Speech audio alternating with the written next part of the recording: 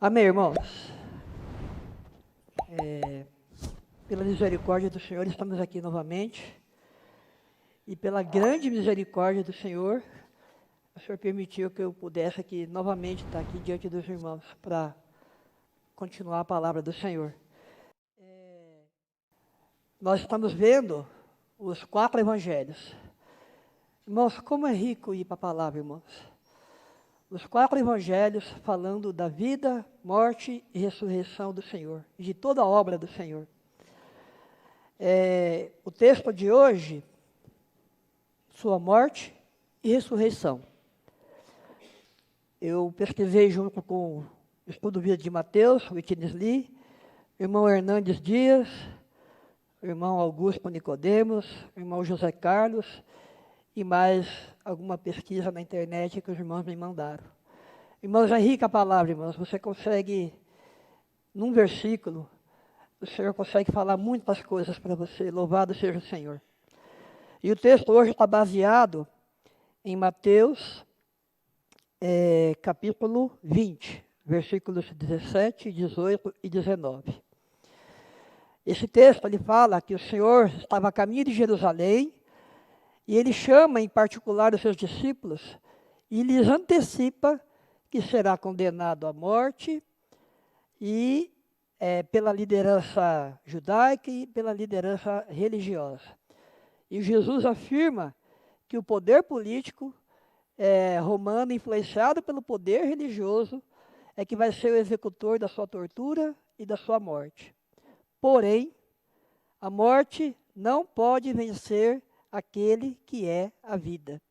O poder temporário da morte dura apenas 3 dias.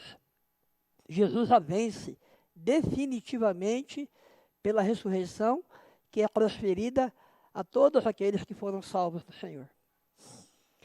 Essa é a introdução, irmãos.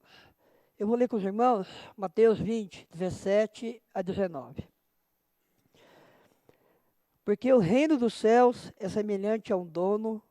irmãos. Estando Jesus para subir a Jerusalém, chamou à parte os 12, e em caminho lhes disse: Eis que subimos para Jerusalém, e o Filho do Homem será entregue aos principais sacerdotes e aos escribas. Eles o condenarão à morte, e entregarão aos gentios, para ser escarnecido, açoitado e crucificado, mas ao terceiro dia ressurgirá. Amém, irmãos? Os evangelistas, Mateus, Marcos, Lucas, todos eles registram esse terceiro aviso antecipado de Jesus sobre a sua morte e sua ressurreição. E depois, lá em João, quando Jesus está em Jerusalém, mais uma vez o Senhor prediz o que vai acontecer com ele.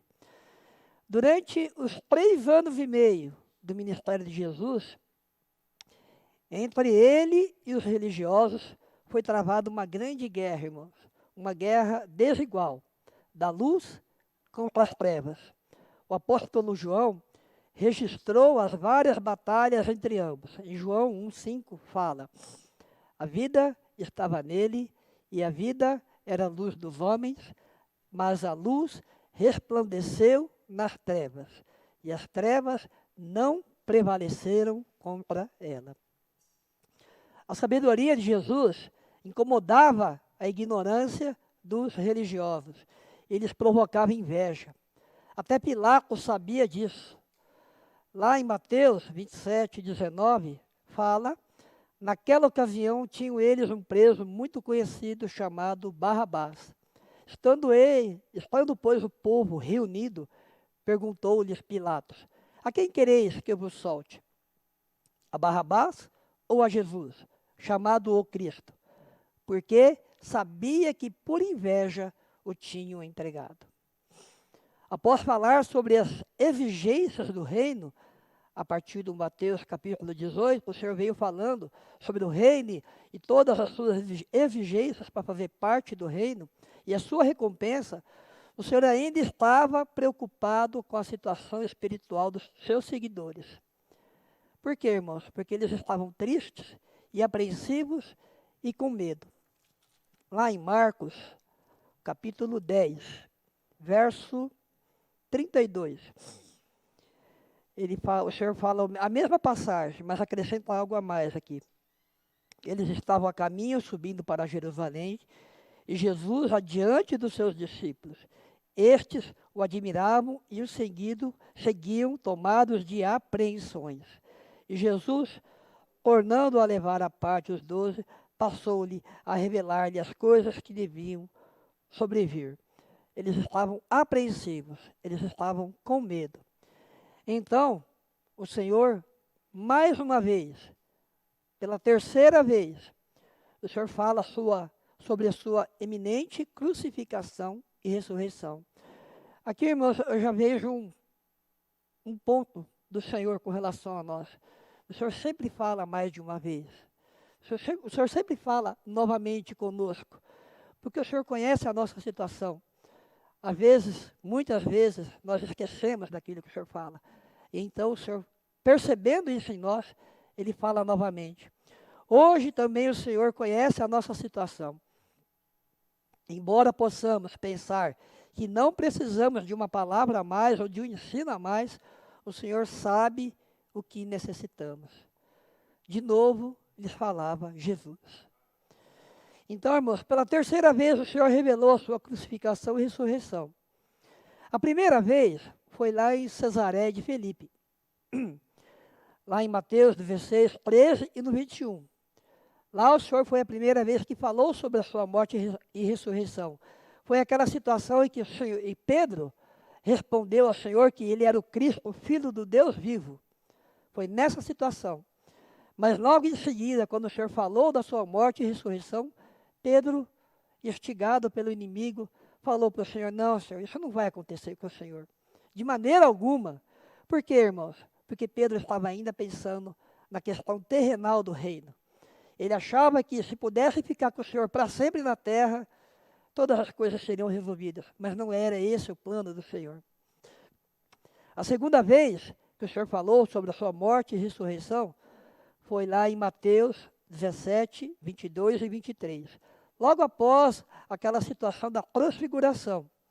E lá, Mateus 17, 22 e 23, ele fala assim: reunidos na Galiléia, disse-lhe Jesus: o Filho do Homem está para ser entregue nas mãos dos homens, e estes o matarão, mas ao terceiro dia ressuscitará. Olha a reação dos discípulos, irmãos. Então, os discípulos se entristeceram grandemente. E aqui, irmãos, cabe uma colocação. É um fato relevante que, ao ouvirem essa mensagem, é que os discípulos enfatizaram mais a morte do que a ressurreição. Essa infeliz opção dos discípulos gerou neles tristeza. Se estivessem enfatizando a ressurreição, a esperança seria priorizada e a alegria ocuparia o seu lugar. Os discípulos estavam mais voltados para a primeira parte da mensagem profética do que para a segunda. Viam a morte, mas não viam a vida. Estavam preocupados com o que os homens fariam a Jesus e talvez a eles mesmos, e não com o que Deus faria ao seu Filho, recompensando-o pela realização da obra completa da salvação. A obra completa é a morte e a ressurreição. Enfim, os discípulos não tomaram posse da mensagem completa. O anúncio da morte de Jesus impactou mais os discípulos do que a boa nova da sua ressurreição. E é por essa razão que hoje, irmãos, quando nós anunciamos a obra do Senhor, a salvação de Jesus Cristo, nós precisamos estar claros e citar com toda a ênfase a sua morte, mas a sua ressurreição. Esses dois termos, eles são inseparáveis quando nós vamos anunciar o Evangelho, irmãos. Somente quem foi unido espiritualmente a Jesus em sua morte, permanece unido a Ele na sua ressurreição. E aprovará ao receber um corpo glorioso, semelhante ao que Jesus recebeu quando ressuscitou na terra. É o Espírito Santo quem realiza essa obra invisível na presente era e que ganhará visibilidade na volta do Senhor. Irmãos, as Escrituras nos ensinam que a ressurreição do cristão no dia do Senhor está totalmente vinculada à sua morte para os interesses da natureza pecaminosa e, ao mesmo tempo em que os salvos vivem na nova vida na terra aos interesses do reino de Deus. Romanos 6,4 fala: ou porventura ignorais que todos nós que fomos batizados em Jesus Cristo, fomos batizados na sua morte, fomos, pois, sepultados com ele na morte pelo batismo, para que, como Cristo foi ressuscitado dentre os mortos, pela glória do Pai, assim também andemos nós em novidade de vida. Irmãos, a ênfase está hoje, essa nova vida que o Senhor proporcionou na sua ressurreição. Ele oferece a nós, para que a gente possa hoje andar em novidade de vida. Porque se formos unidos com Ele em semelhança da sua morte, certamente o seremos também em semelhança da sua ressurreição. Então, até aí nós vimos a primeira e a segunda vez que o Senhor falou com relação ao que ia acontecer com Ele. Agora a terceira vez, a caminho de Jerusalém. Como eu disse, Mateus, Marcos, Lucas falam sobre a mesma passagem. Eu quero ler com os irmãos lá em Lucas. Lucas 18, a partir do 31 ao 34. É interessante que em todos os evangelhos o título é o mesmo. Jesus, outra vez, prediz a sua morte e ressurreição. Outra vez, o Senhor falando novamente. Tomando consigo os 12, disse-lhes Jesus: eis que subimos para Jerusalém, e vai cumprir-se ali tudo quanto está escrito por intermédio dos profetas, no tocante ao Filho do Homem, pois será ele entregue aos gentios, escarnecido, ultrajado e cuspido, e depois de o açoitarem, tirar-lhe-ão a vida, mas ao terceiro dia ressuscitará. Eles, porém, nada compreenderam acerca dessas coisas, e o sentido das palavras eram encoberto, de sorte que não percebiam o que dizia.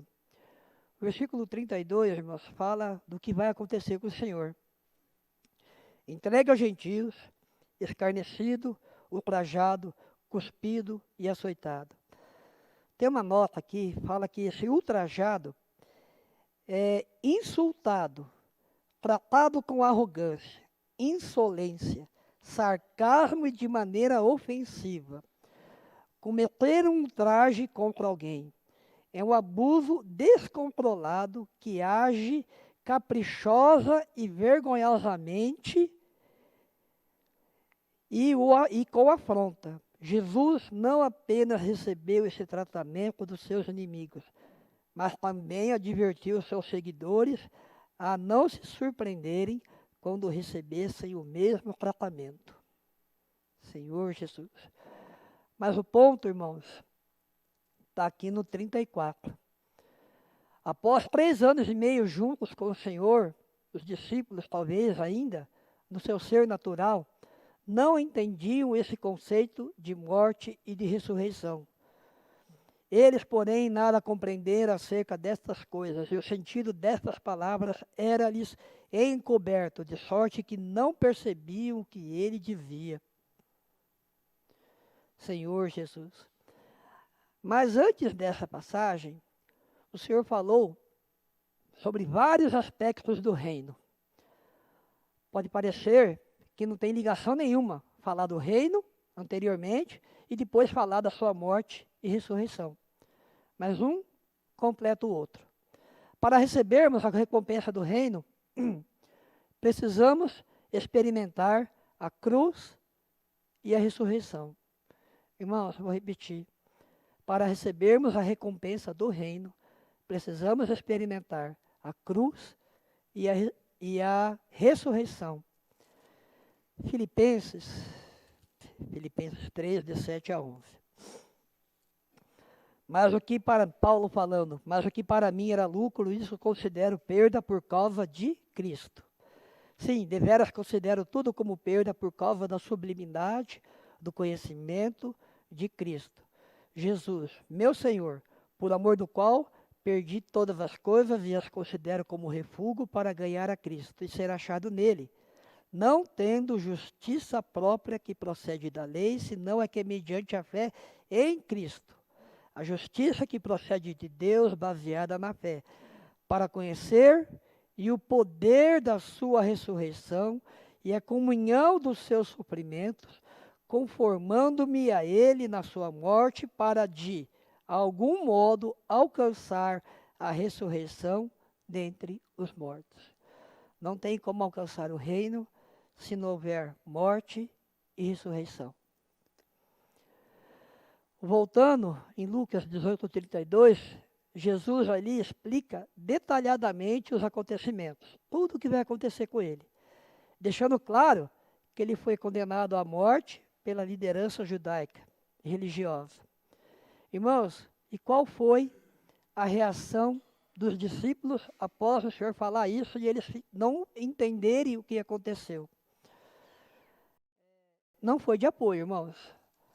Lá em Mateus, voltando a Mateus 20, logo em seguida, o Senhor falar isso, o texto fala, o pedido da mãe de Tiago e João. Fala assim, Mateus 20, de 20 a 24. Então, se chegou a ele a mulher de Zebedeu com os seus filhos e o adorando-o, pediu-lhe um favor. Perguntou-lhe ele, que queres? Ela respondeu, manda no teu reino estes 2 filhos se assentarem um à tua direita e outro à tua esquerda. Mas Jesus respondeu, não sabeis o que pedis. Podeis vós beber o cálice que estou para beber? Responderam-lhe eles, podemos. Então lhes disse, bebereis o meu cálice. Mas, quanto ao assentar-se à minha direita e à minha esquerda, não me compete concedê-lo. É, porém, para aqueles a quem está preparado por meu Pai. Ora, ouvindo isto, os 10 indignaram-se contra os 2 irmãos. As suas mentes, os seus pensamentos estavam no trono, mas no trono terrenal. Posição e ambição. Eu me pergunto ao Senhor, irmãos, se o Senhor pode contar comigo após esses 30 anos que eu tenho buscado a Ele, pela misericórdia dEle. Esses 30 anos que eu tenho seguido o Senhor, eu me fiz essa pergunta, Senhor, o Senhor pode contar comigo ainda? Eu quero, de coração, irmãos, realmente o Senhor possa contar comigo, irmãos. Qual foi a resposta do Senhor? Lá em 22 e 23, o Senhor falou que não sabeis o que pedir. E ele fala que eles vão beber o cálice. Aqui, irmãos, tem 3 pontos. Primeiro, a questão do cálice. Se nós quisermos fazer parte do reino, nós precisamos beber o cálice. Não o da cruz, mas o do sofrimento. Está lá em Atos 14, 22. 21 e 22. E tendo anunciado o evangelho naquela cidade, feito muitos discípulos, voltaram para Listra, Icônio e Antioquia, fortalecendo a alma dos discípulos, exortando-os a permanecer firmes na fé e mostrando que, através de muitas tribulações, nos importa entrar no reino de Deus. Aí, quanto ao assentar-se, o próprio Senhor não se deu o direito de fazer ou falar alguma coisa fora do Pai. O Senhor falou, isso é com meu Pai. Ele era o próprio Deus ali, irmãos, mas na condição de homem, ele fez o quê? Ele fez o quê, irmãos? Ele se humilhou. Mais uma vez, irmãos, nós estamos vendo aqui a questão de nos humilharmos. É mais um princípio. Qual é o caminho do reino, irmãos? Deixar o Espírito nos levar a sermos submissos ou obediência. Mais uma vez a palavra obediência. Verso 24. Ora, ouvindo isso, os 10 indignaram-se contra os 2 irmãos. Primeiro foi os 2 irmãos e deram a sua opinião. Aí depois os outros 10, ao invés de falar, pô, o senhor está falando da morte e vocês estão aqui querendo trono, os 10 se indignaram, porque eles também queriam uma posição, irmãos. Eles ficaram indignados, irmãos. Que situação lamentável. Se isso ocorresse lá no início do ministério, quando o senhor começou a falar, tudo bem, irmãos. Eles estavam começando, mas já fazia 3 anos e meio que eles estavam juntos. Depois de tudo que eles passaram com o Senhor, viram milagres, sermões, transfiguração, revelações. Lucas 22, 24 fala, levantou-se entre eles uma contenda sobre qual deles parecia ser o maior. Todos tinham o mesmo coração. Só viam o reino terrenal e essa inclinação para contendas, o que mostra uma falta de disposição de sermos contrariados em nossas opiniões em algumas situações, quando nós não concordamos às vezes. Aquilo que o Senhor fala por meio dos irmãos, nós também acabamos em contendas, mesmo que interiormente. Daí eu vou lá em Filipenses, irmãos, novamente, naquele trecho que todos os irmãos conhecem, que é 2, de 1 a 5. E lá fala assim, lá o apóstolo exorta ao amor fraternal e à humildade. 2, de 1 a 5. Se há, pois, alguma exortação em Cristo, alguma consolação de amor, alguma comunhão do Espírito, se há entranhados afetos e misericórdias, completai a minha alegria, de modo que penseis a mesma coisa. Tenhais o mesmo amor, sejais unidos de alma, tendo o mesmo sentimento. Nada façais por partidarismo, vanglória, mas por humildade, considerando cada um os outros superiores a si mesmo. Eu, quando leio cada palavra dessa, fico me colocando no lugar. Irmãos, não é fácil fazer isso, irmãos. O 4. Não tenha cada um em vista o que é propriamente seu, senão também cada qual o que é dos outros. E tende em vós o mesmo sentimento que houve também em Cristo Jesus. Eu olho isso, eu lembro dos 2 mandamentos que o Senhor falou. Ame a Deus sobre todas as coisas, ama ao próximo como a ti mesmo. É isso que o Senhor está ensinando aqui, irmãos. Nós fomos libertados da morte, mas Paulo escreve, a liberdade de servir ao mundo nos torna escravos dele. Fomos libertados, irmãos, mas não para servir aos conceitos do mundo. 1 Coríntios, meus irmãos me perdoem, mas vamos passear bastante na Bíblia hoje. 1 Coríntios 7, 22 e 23. Porque o que foi chamado do Senhor, sendo escravo, é libertado do Senhor. Semelhantemente, o que foi chamado sendo livre, é escravo de Cristo. Porque fostes comprados, por preço fostes comprados. Não vos torneis escravos dos homens. A submissão, a sujeição, a subordinação, a obediência ao Senhor nos torna livres do pecado.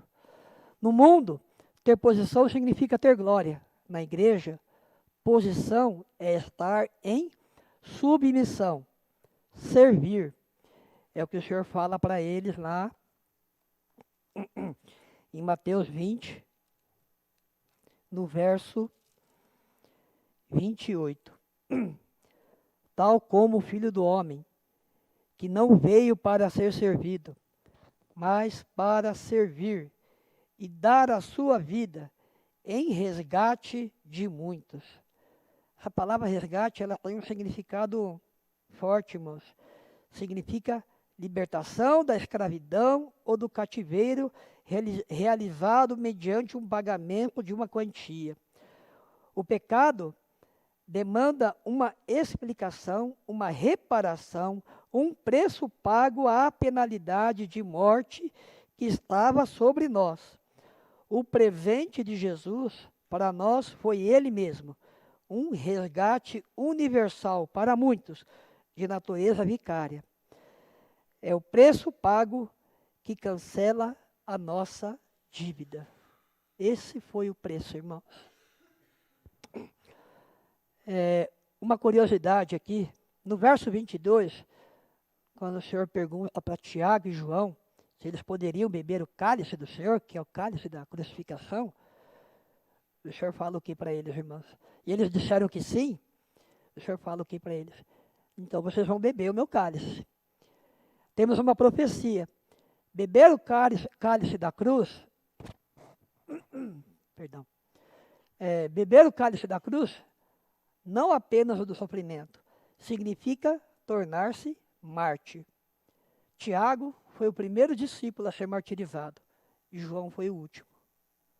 Nessa passagem, o tema da mensagem, na narrativa, começa assim: eles estavam no caminho, subindo para Jerusalém, no caminho.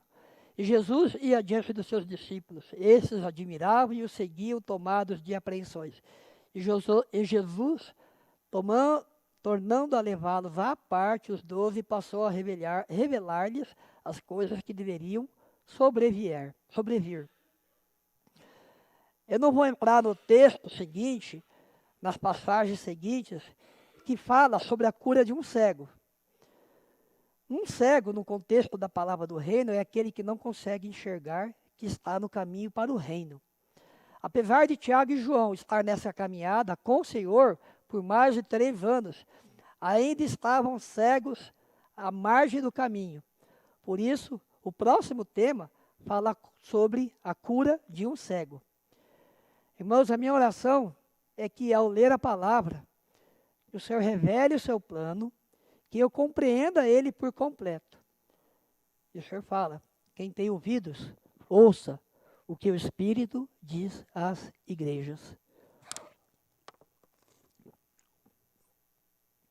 Após o Senhor ter visitado o extremo sul da Palestina, esta era a sua última caminhada para Jerusalém. Irmãos, o Senhor não adiou a sua viagem, não mudou o roteiro, não diminuiu o ritmo dos seus passos, mas prosseguiu, decidido no cumprimento do que lhe estava reservado. Desde o início da história da humanidade, quando o pecado se instalou no mundo com a desobediência do primeiro casal, do Criador. Era necessário que Ele, o Senhor, completasse em si o amor e a justiça divina, e fosse a expressão maior do amor de Deus para a humanidade, e principalmente para aqueles que o acolhem como seu Senhor e Salvador. O Senhor foi entregue. Mas o Senhor foi entregue. O Senhor se entregou. A palavra entregou é paradidome.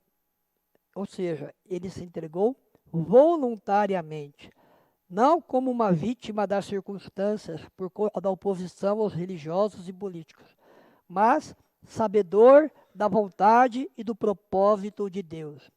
Esse Jesus, homem, sabia que era a única maneira de salvar a criação de Deus. Ele tinha uma visão clara do propósito de Deus. Filipenses 2:8 diz que a si mesmo se humilhou, tornando-se obediente até a morte e morte de cruz, pelo que também Deus o exaltou sobremaneira, lhe deu o nome que está acima de todo nome. Dessa maneira, dessa forma, esse novo e vivo caminho aberto pelo Senhor na cruz e pela ressurreição está disponível para nós hoje. Mas o caminho é cruz, morte e ressurreição. 1 Pedro 4, 12 ao 19. O sofrermos por Cristo é um privilégio glorioso. Amados, não estranheis o fogo ardente que surge no meio de vós, destinado a provar-vos, como se alguma coisa extraordinária vos estivesse acontecendo.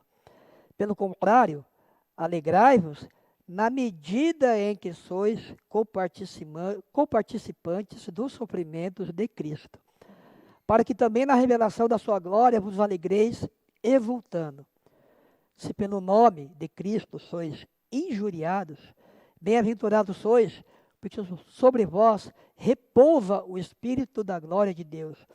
Não sofra, porém, nenhum de vós como um assassino, ou ladrão, ou malfeitor, ou como quem se intromete em negócios de outrem.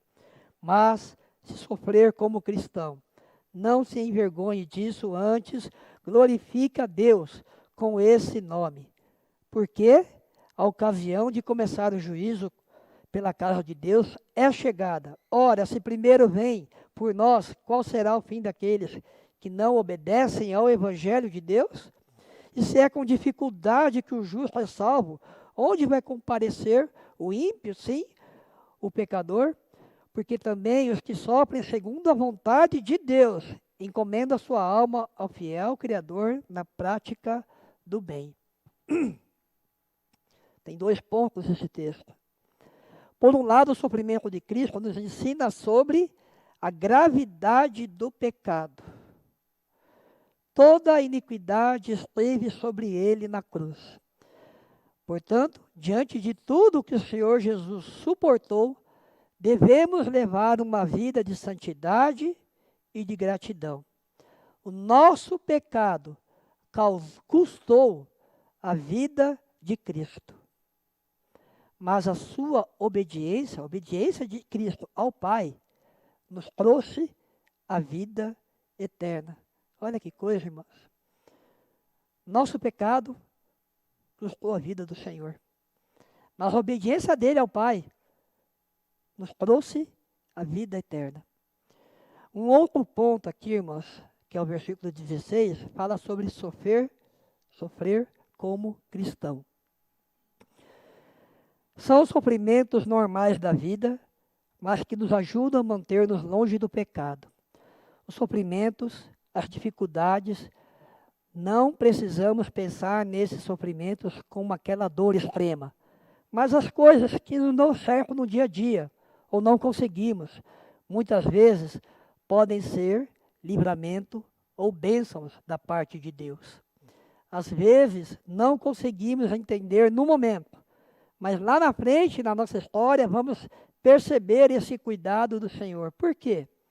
Porque pelos sofrimentos, nós aprendemos a pensar, a refletir, a amar o que convém, escolher melhor as coisas.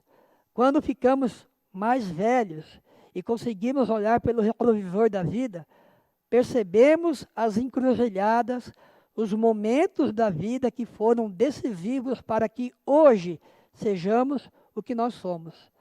Nós que somos cristãos maduros, fomos e ainda estamos sendo aperfeiçoados pela vida, pela história e pela caminhada com Deus. Hoje eu entendo os porquês daquelas situações difíceis lá de trás. Alguns fracassos, experiências negativas, dificuldades enfrentadas, projetos frustrados. Percebemos hoje que isso trouxe, no final, benefícios e nos tornaram pessoas melhores. Este é o sofrer segundo a vontade de Deus. Isso nos capacita a fazer o que Paulo fala em 2 Coríntios 1, 4, 5. O título é a ação de graças de Paulo pelo conforto divino. Bendito seja Deus e Pai de nosso Senhor Jesus Cristo, o Pai de misericórdias e Deus de toda consolação. É Ele que nos conforta em toda a nossa tribulação, os que estiverem em qualquer angústia, com a consolação com que nós mesmos somos contemplados por Deus.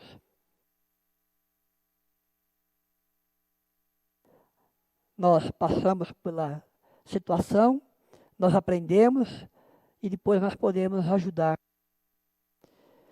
Senhor Jesus. Eu queria ler agora Efésios 2, de 1 a 6. Do pecado para a salvação pela graça.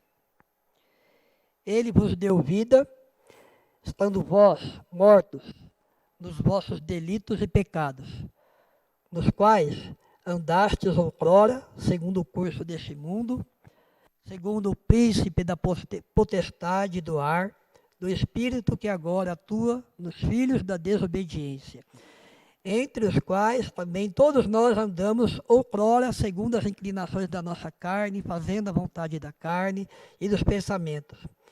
E éramos, por natureza, filhos da ira, como também os demais.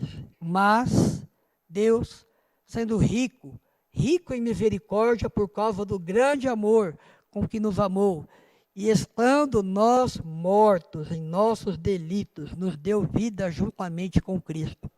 Pela graça sois salvos, e juntamente com Ele nos ressuscitou, e nos fez assentar nos lugares celestiais em Cristo Jesus. Irmãos, Ele nos deu vida, estando nós mortos nos delitos e pecados. Aquele que aceitou o Senhor é como um tição tirado do fogo. A gente ouve muito essa frase, né? Somos um tição tirado do fogo. Mas o que isso significa, irmãos? Um tição tirado do fogo é um pedaço de pau que já foi posto para queimar numa fogueira e é retirado antes de queimar completamente. Por causa do pecado, nós já nascemos nesse fogo como um tição. Estávamos sendo queimados. Mas o Senhor foi lá e tirou. Fomos resgatados de um lugar de aflição por causa dos pecados, significando que nos arrependemos e as nossas vestes sujas foram tiradas. Isto quer dizer, os pecados foram perdoados.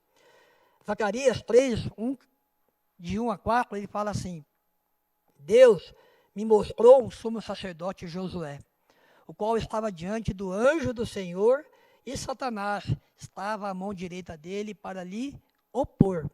Mas o Senhor disse a Satanás: o Senhor te repreende. Satanás, sim, o Senhor que escolheu a Jerusalém te repreende. Não é este um tição tirado do fogo? Ora, Josué, trajado de vestes sujas, estava diante do anjo. Tomou o Senhor, a palavra e disse aos que estavam diante dele: tirai-lhe as vestes sujas.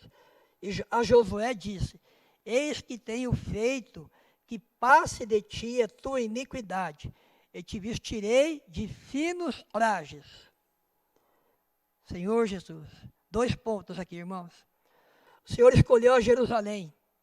O Senhor que escolheu Jerusalém te repreende. Primeira frase do Senhor. Isso é, esse povo foi por Deus escolhido. Portanto, é um povo especial, para o qual Deus tinha um essencial e especial propósito. Segundo, não é esse um tição tirado do fogo, ou seja, não foi esse José e o povo do qual ele vem, retirado das suas condições, que Satanás mesmo criou e o fez degenerar. Por que razão Deus estava repreendendo Satanás? Satanás estava lá falando a verdade quanto às acusações. Isso pode ser verdadeiro. Embora sabendo que ele é o pai das mentiras, mas acredita-se que diante de Deus ele não ousasse mentir, porque seria desmascarado mais fortemente e perderia sua oportunidade de atingir a Deus. Quero fazer uma observação, irmãos. Para o inimigo de Deus, nós não somos nada. Nada. Ele só usa a gente para atingir a Deus. O que ele mais quer é atingir Deus. E ele usa a nossa pessoa para isso. O inimigo teve uma oportunidade de acusar e não ia desperdiçar pronunciando mentiras, quando isso nem era necessário, pois os pecados em Josué havia suficiente, e as suas vestes o demonstravam. Então Deus, na verdade, disse o seguinte: eu te repreendo, porque foi você mesmo que levou esse homem a pecar.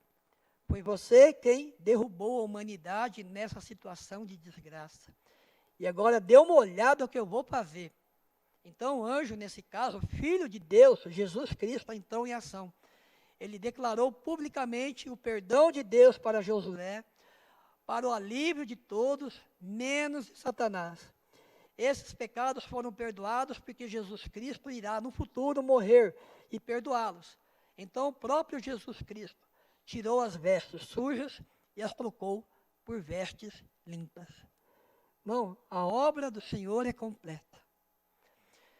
Te são tirados do fogo. Que fogo é esse, irmãos? O que eu vou falar agora é um pouco forte, irmãos. Mas é para mostrar para os irmãos tamanha obra que o Senhor fez por nós, irmãos. O que Ele fez para nos livrar disso. Esse fogo é o Geena. No hebraico, Ge-Ben-Hinnom. Literalmente é o vale do filho de Hinnom, que ficava fora das muralhas de Jerusalém. Esse vale era utilizado para depositar e incinerar todo o lixo da cidade, restos orgânicos de animais, cadáveres de pessoas consideradas indignas e outros tipos de imundícia. Para manter o fogo aceso, queimando o tempo todo, esse lixo era usado enxofre. Era o Tofete, que significa lugar de chama, que ficava no vale de Rinom, ao sul e sudoeste da antiga Jerusalém. Segundo relatos bíblicos, no Antigo Testamento, era ali que eram realizados rituais de sacrifício humano para os deuses locais, Moloque, lá em 2 Reis 23:10, que queimava os seus filhos vivos, oferecendo a esses deuses. Jesus usou o vale de Rinom, na sua caminhada na terra, como um símbolo da destruição eterna. Ele disse que o inferno ou lago de fogo é como o vale de Rinom, onde o fogo nunca se apaga, a ferida nunca cicatriza e o verme nunca morre. Muitos associam o Geena ao lago de fogo de Apocalipse 20:14, que é o lugar da segunda morte.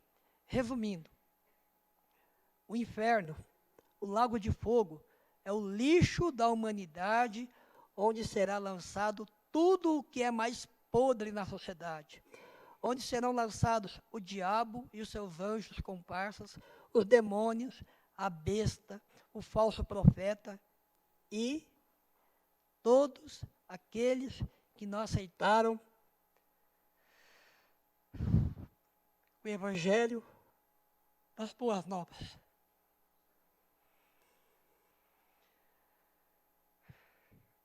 O que tem nesse lugar?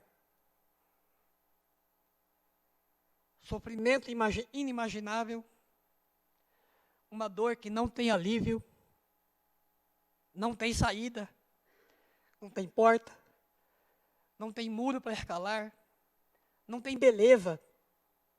Irmãos, olha a criação de Deus. Mesmo corrompida, ela é bela, irmãos.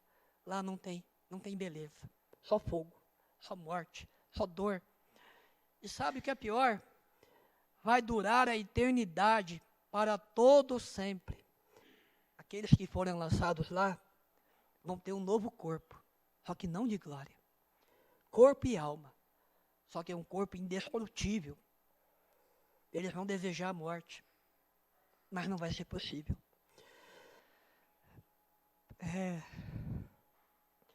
Pela misericórdia do Senhor, eu creio que nós não vamos para lá, seja lá onde for esse lugar. Mas eu não posso ser egoísta, pensando só em mim. Puxa, que bom, me livrei, o Senhor me livrou. Quantos irão para lá? E o que eu posso fazer hoje para tirar o máximo de pessoas dessa situação? Eu preciso viver a realidade desse evangelho e ser a realidade das boas novas. O evangelho verdadeiro, ele produz mudanças. Mudança na vida, mudança no caráter, mudança na conduta, nos relacionamentos, mudança no trabalho, nas finanças, mudança de vida. O cristão é aquele que influencia as pessoas com relação a Deus e não se deixa influenciar pelas coisas do mundo.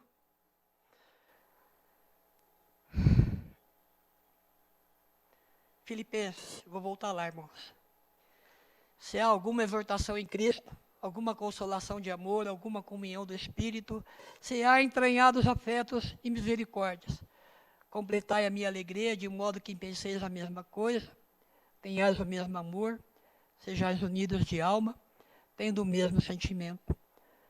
Nada façais por partidarismo ou vanglória, mas por humildade, considerando cada um os outros superiores a si mesmo. E não tenha em vista cada um o que é propriamente seu, senão o que cada qual é dos outros. Tende em vós o mesmo sentimento que houve em Cristo Jesus. O Senhor de novo está falando conosco. Ainda há tempo de nós ouvirmos, nos arrependermos e obedecermos ao Senhor nessa caminhada, até a volta dele. Amém, irmãos.